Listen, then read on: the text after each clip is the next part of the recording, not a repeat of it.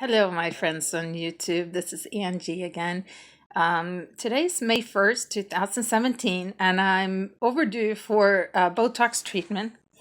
And I don't know if you watch my other videos, but I'm going to try to summarize this so that you don't have to if you haven't already. So I've had Bell's palsy since I was 12 years old, and I got bad synkenesis from it. Now, I've been getting reading some updated information that explains a little more about it, more than I knew before. I don't know if this is 100% the answer, but this is a big part of it. What happens after the Bell's palsy is this muscle here, the depressor anguli oris,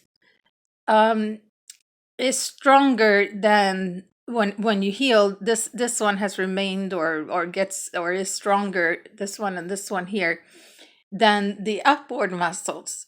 And therefore, when you smile, instead of going straight up, it kind of fights going down. And that's where we get that crooked smile. And another part is that the sorry, orbicularis oculi, the one that goes around our eyes that causes us to close. One thing I learned that was really interesting is like when you squint like that, if you think about it, these muscles go down to close the eyes and these go up. So when this goes down, this goes up. And even though it's kind of one movement, and what they call that is they call it and they call it antagonists, meaning that when instead of like if I smile, then this one moves, my eyelid move, everything like moves upwards in that reaction. But when you close your eye, this moves down and this goes in the opposite direction, if that makes sense. So, you know, usually we all have the same kind of symptoms. And when we blink, we kind of twitch, right? Or when we smile, sometimes the upper lid goes down. And so this is making more and more sense to me now, that why it's doing that when this goes up, this goes down. Or when we're blinking, this twitches up. So that's just giving you an overview. Now, the only I've tried Botox in a few different places, tried a few different things. Some were disastrous. Would never do it again. So what I'm telling you now is after about 3 years of consistently getting Botox about every 3 months, and this is what I've narrowed it down to. I'm just gonna cover that part. What I've noticed is even now when it's all worn off, all the Botox is worn off, I still look way better than I did before I started getting Botox. So by temporarily numbing the muscles that were overreacting, it allowed my weaker muscles to get stronger. So now it's more symmetrical. So when I smile, I didn't used to show like these two teeth at all. And also if I was even drinking a glass of water, this eye would keep shutting like completely. And it doesn't do it as bad. When I smile from the side, it actually, kind of looks like a smile. Before, it looked like that. You couldn't even see that I was smiling, like it was going down, and it had a very strong crease here.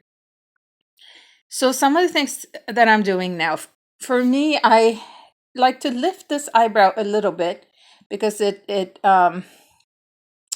just makes it more even, with this eyebrow, and it also lifts a little bit if it's a little more saggy here. And so I get just one unit right in the middle actually now. I used to get two, but it would do it too much because this is a muscle that actually pulls down. So by numbing it, it actually brings it up a little bit. Now, my doctor who does it says that it should be above, but I find that it works better for me under. So that might just be me though. As far as the eye, I used to get like maybe here, here, here, here to kind of open up the eye and not make it close as much. But now that I'm reading about this, that if I could get this to stop moving up, then this would also stop moving down because of that antagonist muscle reaction. So I'm going to try just to do the downward and see if that helps the upside automatically. So that's what I'm going to try now. But the only thing here is don't get it close to the line, like don't get it close here to the eyelid, because it's not that you can't close, it's that you're twitching muscles. So you don't want to, or that you can't keep it open or can't close. So you don't want to mess with that, but just something to make the twitching go away. So I'm going to, like I said, I'm just going to try the bottom this time. And then what I started doing, and that I think has been the best thing that happened to me in this process, is the depressor anguli oris, which is one that, like when you do that, like I'm disappointed, like there's disapproval. It's not a smile, but it kind of uses the sides here. That's a muscle that goes from the corner of your mouth and out and then kind of down. It's not the one that brings, like this one you see here, that brings that down. It's not that one. It's over here. It's kind of hard to just make it operate on its own, but it kind of goes right here. Like you see it activated here. And then there's another muscle called risorius that goes from here and more outward here that also kind of pulls it this way. And you see when it pulls it this way, how it causes this crease here and it doesn't let it go up all the way. And so I just put one unit because I'm very scared. I don't want to lose my smile on the side. So I just put one unit right there. And I'm going to try one unit here just to see what that does. The risorius, I haven't done that before. So, but by releasing, and then also there's the platysma muscle that you probably have noticed, it gets very activated down here. My doctor